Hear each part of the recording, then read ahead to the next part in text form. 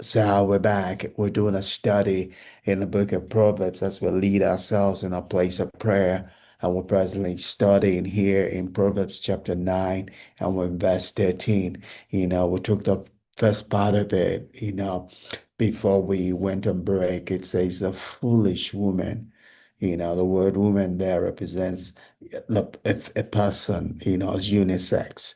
A foolish person is glamorous. I will spend some time on that.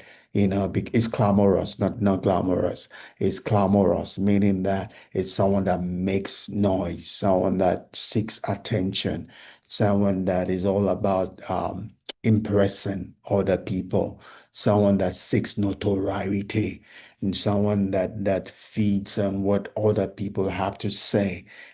Someone that's living life from the outside inwards, not from the inwards outside. Someone whose locus of control is external, not internal. That person is moved by situations, circumstances of life. That person does not have a center of gravity that is internal, that is in the heart. That person does not have a life to live out. That person does not have something to give. That person is always looking for something to get.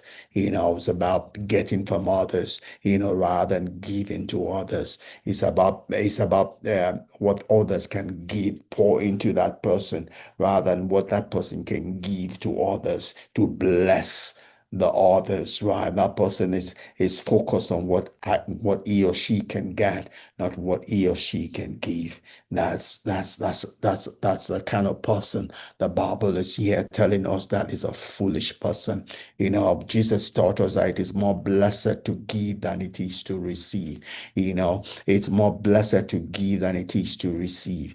Giving is the key to life. Giving activates life. It's that place where the Bible tells us that he that wants friends must make himself or herself friendly. If you want to be someone that people gravitate towards, you must be such that give that which you want to get. You have to give that which you want to get. That is a place of wisdom. But the foolish person is always looking for other people to come and befriend me, other people to come and befriend me. It's like husband and wife in marriage relationship.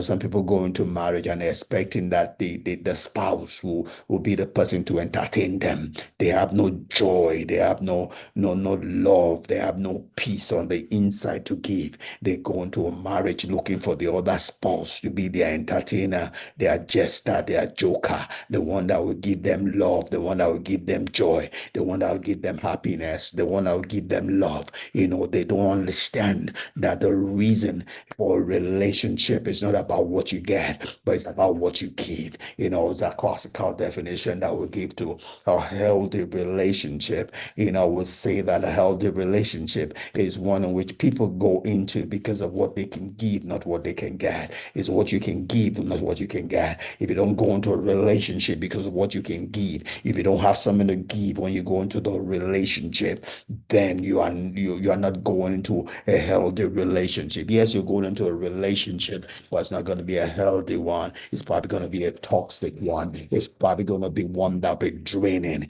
Whether the other person is draining you, you are draining the other person. You're already setting forth for disaster from the very beginning, right? But we're sharing in the morning talking about, still staying in Proverbs chapter 9, verse 13.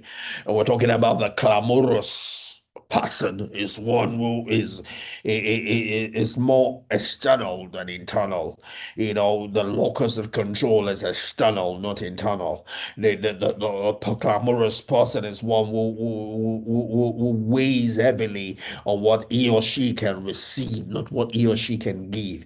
And we'll talk about that as about a person that, or such a person going into a place of marriage is one that is looking for disaster. It's even a disaster looking for where to happen. A clamorous person is a disaster in a marriage. environment. It's a disaster in anything that has to do with relationship. Because we said a healthy relationship is one in which people come together not because of what they can get, which is the focus of the clamorous person. A healthy relationship is one in which people come together because of what they can give, not what they can get. It's because of what they can give, not what they can get. It's whole people that come into healthy relationship.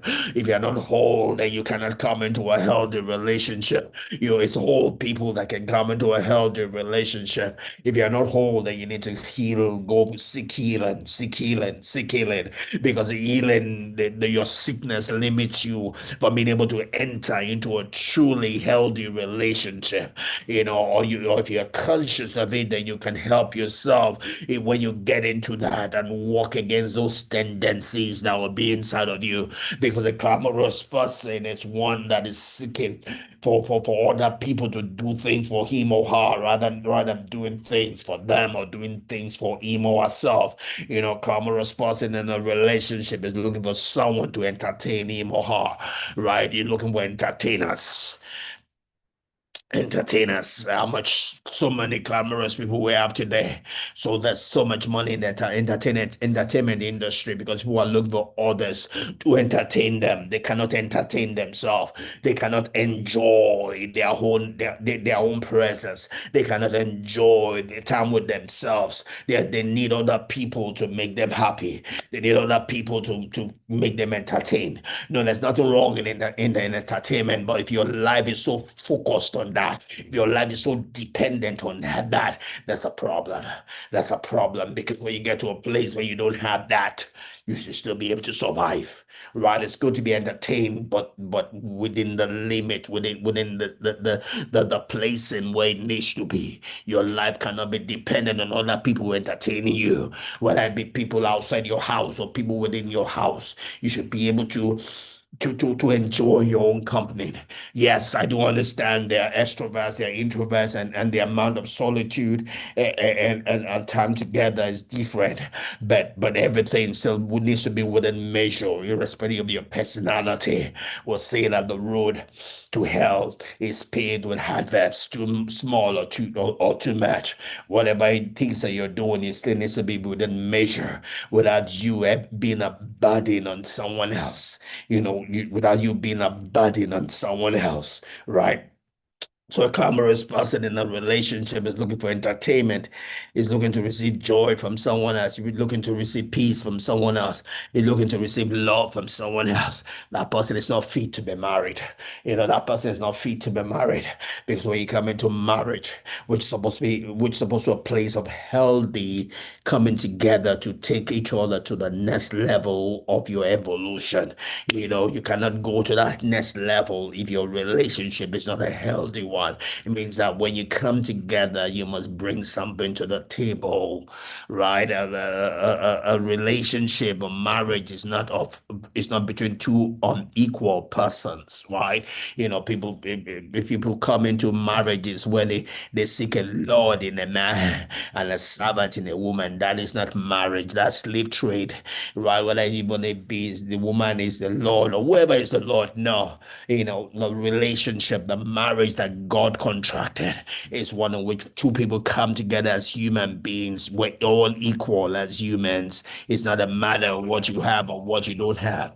There's a commonality of humanity that brings us together, and together we'll bring that which we can give. It doesn't have to be money. We all have something we bring to the table. You give up what you have, not what you don't have, and nothing that you have can be commonized. There's always something everybody can bring that makes the relationship, marriage, union, contract, business work.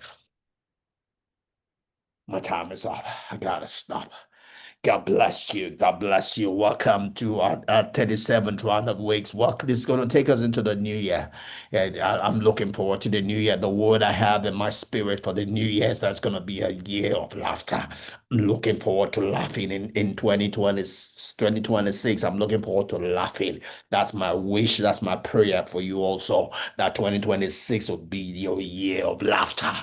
God will make you laugh, irrespective of where you are. God will make you laugh, and we're going to laugh together.